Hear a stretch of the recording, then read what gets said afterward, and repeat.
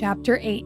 When Samuel became old, he made his sons judges over Israel. The name of his firstborn son was Joel, and the name of his second, Abijah. They were judges in Beersheba. Yet his sons did not walk in his ways, but turned aside after gain. They took bribes and perverted justice. Then all the elders of Israel gathered together and came to Samuel at Ramah, and said to him, Behold, you are old, and your sons do not walk in your ways. Now appoint for us a king to judge us like all the nations. But the thing displeased Samuel when they said, Give us a king to judge us. And Samuel prayed to the Lord, and the Lord said to Samuel, Obey the voice of the people in all that they say to you, for they have not rejected you, but they have rejected me from being king over them, according to all the deeds that they have done, from the day I brought them up out of Egypt, even to this day, forsaking me and serving other gods. So they are also doing to you. Now then, obey their voice. Only you shall solemnly warn them and show them the ways of the king, who shall reign over them. So Samuel told all the words of the Lord to the people who were asking for a king from him. He said, These will be your ways of the king who will reign over you. He will take your sons and appoint them to his chariots, and to be his horsemen, and to run before his chariots. And he will appoint for himself commanders of thousands and commanders of fifties, and some to plow his ground and to reap his harvest, and to make his implements of war and the equipment of his chariots. He will take your daughters to be perfumers and cooks and bakers. He will take the best of your fields and vineyards and olive orchards and give them to his servants. He will take the 10th of your grain and of your vineyards and give it to his officers and to his servants. He will take your male servants and female servants and the best of your young men and your donkeys and put them to his work.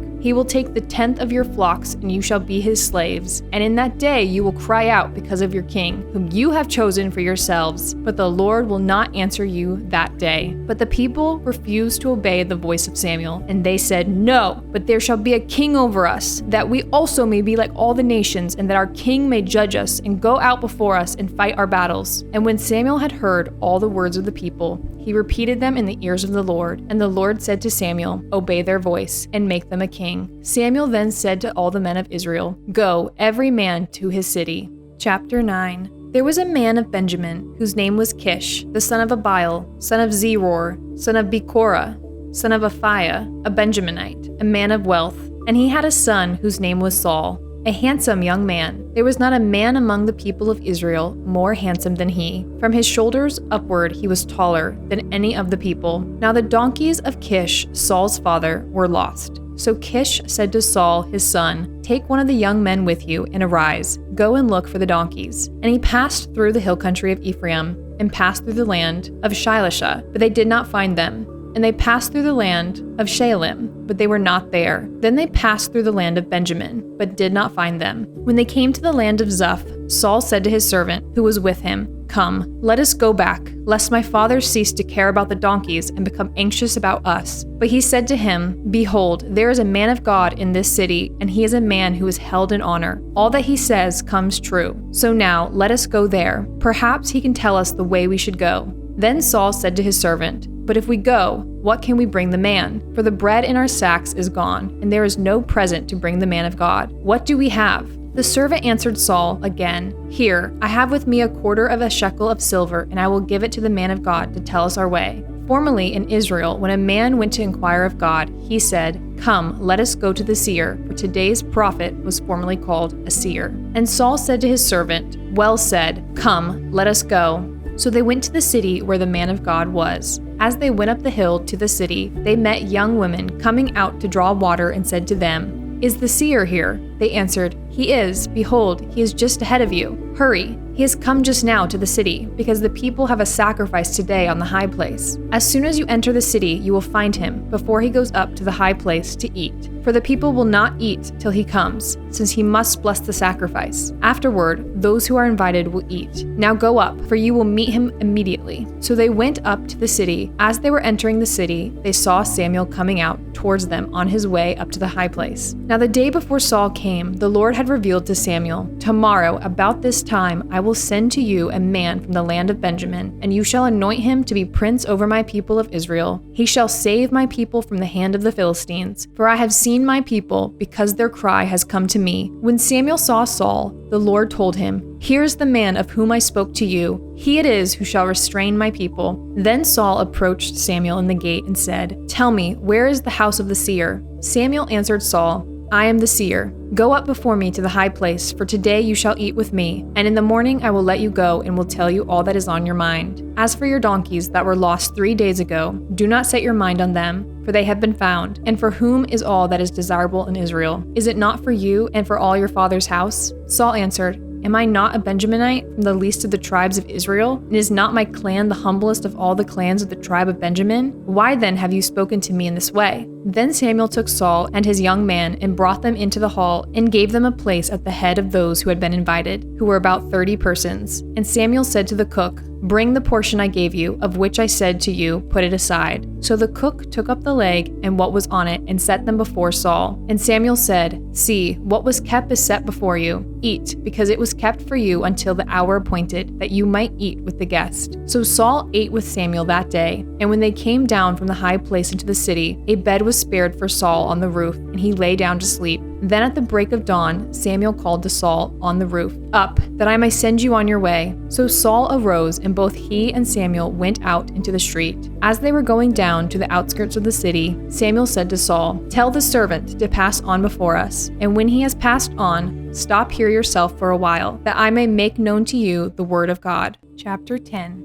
Then Samuel took a flask of oil and poured it on his head and kissed him and said, "Has not the Lord anointed you to be prince over his people Israel? And you shall reign over the people of the Lord, and you will save them from the hand of their surrounding enemies. And this shall be the sign to you that the Lord has anointed you to be prince over his heritage. When you depart from me today, you will meet 2 men by Rachel's tomb in the territory of Benjamin, at Zelzah, and they will say to you, 'The donkeys that you went to seek are found, and now your father has ceased to care about the donkeys and is anxious about you, saying, What shall I do about my son?' Then you shall go on from there farther and come to the oak of Tabor. 3 men going up to God at Bethel will meet you there, one carrying 3 young goats, another carrying 3 loaves of bread, and another carrying a skin of wine. And they will greet you and give you 2 loaves of bread, which you shall accept from their hand. After that you shall come to Gibeath Elohim, where there is a garrison of the Philistines. And there, as soon as you come to the city, you will meet a group of prophets coming down from the high place, with harp, tambourine, flute, and lyre before them, prophesying. Then the Spirit of the Lord will rush upon you, and you will prophesy with them and be turned into another man. Now, when these signs meet you, do what your hand finds to do, for God is with you. Then go down before me to Gilgal. And behold, I am coming down to you to offer burnt offerings and to sacrifice peace offerings. 7 days you shall wait until I come to you and show you what you shall do." When he turned his back to leave Samuel, God gave him another heart. And all these signs came to pass that day. When they came to Gibeah, behold, a group of prophets met him, and the Spirit of God rushed upon him, and he prophesied among them. And when all who knew him previously saw how he prophesied with the prophets, the people said to one another, "What has come over the son of Kish? Is Saul also among the prophets?" And a man of the place answered, "And who is their father?"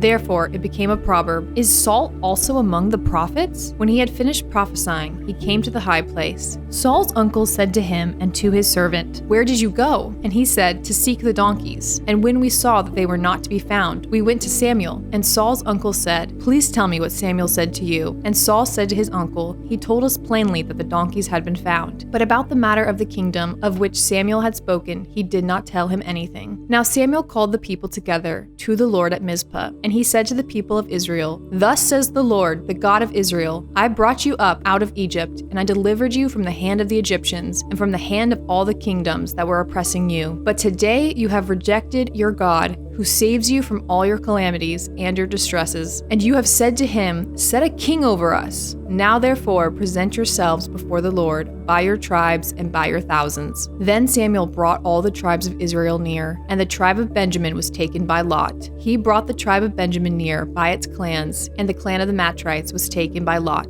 And Saul, the son of Kish, was taken by lot. But when they sought him, he could not be found. So they inquired again of the Lord, "Is there a man still to come?" And the Lord said, said, "Behold, he has hidden himself among the baggage." Then they ran and took him from there. And when he stood among the people, he was taller than any of the people from his shoulders upward. And Samuel said to all the people, "Do you see him whom the Lord has chosen? There is none like him among all the people." And all the people shouted, "Long live the king!" Then Samuel told the people the rights and duties of the kingship, and he wrote them in a book and laid it up before the Lord. Then Samuel sent all the people away, each one to his home. Saul also went to his home at Gibeah, and with him went men of valor, whose hearts God had touched. But some worthless fellows said, "How can this man save us?" And they despised him and brought him no present, but he held his peace. Chapter 11. Then Nahash the Ammonite went up and besieged Jabesh-Gilead, and all the men of Jabesh said to Nahash, "Make a treaty with us, and we will serve you." But Nahash the Ammonite said to them, "On this condition I will make a treaty with you, that I gouge out all your right eyes and thus bring disgrace on all Israel." The elders of Jabesh said to him, "Give us 7 days' respite, that we may send messengers through all the territory of Israel. Then, if there is no one to save us, we will give ourselves up to you." When the messengers came to Gibeah of Saul, they reported the matter in the ears of the people, and all the people wept aloud. Now behold, Saul was coming from the field behind the oxen. And Saul said, "What is wrong with the people, that they are weeping?" So they told him the news of the men of Jabesh.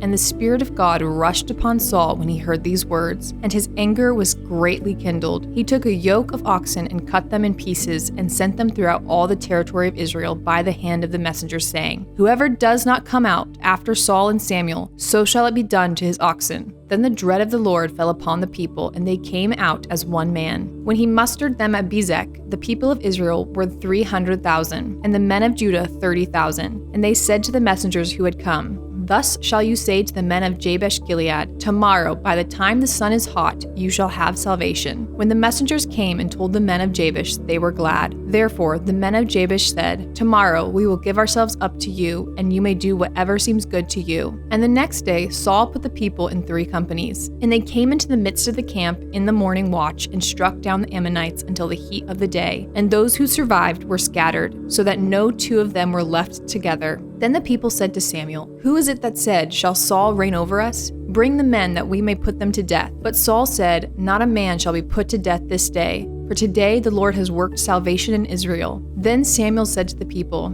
"Come, let us go to Gilgal, and there renew the kingdom." So all the people went to Gilgal, and there they made Saul king before the Lord in Gilgal. There they sacrificed peace offerings before the Lord, and there Saul and all the men of Israel rejoiced greatly. Chapter 12. And Samuel said to all Israel, "Behold, I have obeyed your voice in all that you have said to me, and have made a king over you. And now, behold, the king walks before you, and I am old and gray, and behold, my sons are with you. I have walked before you from my youth until this day. Here I am. Testify against me before the Lord and before his anointed. Whose ox have I taken? Or whose donkey have I taken? Or whom have I defrauded? Whom have I oppressed? Or from whose hand have I taken a bribe to blind my eyes with it? Testify against me, and I will restore it to you." They said, "You have not defrauded us, or oppressed us, or taken anything from any man's hand." And he said to them, "The Lord is witness against you, and his anointed is witness this day, that you have not found anything in my hand." And they said, "He is witness." And Samuel said to the people, "The Lord is witness, who appointed Moses and Aaron, and brought your fathers up out of the land of Egypt. Now therefore, stand still, that I may plead with you before the Lord, concerning all the righteous deeds of the Lord that he performed for you and for your fathers.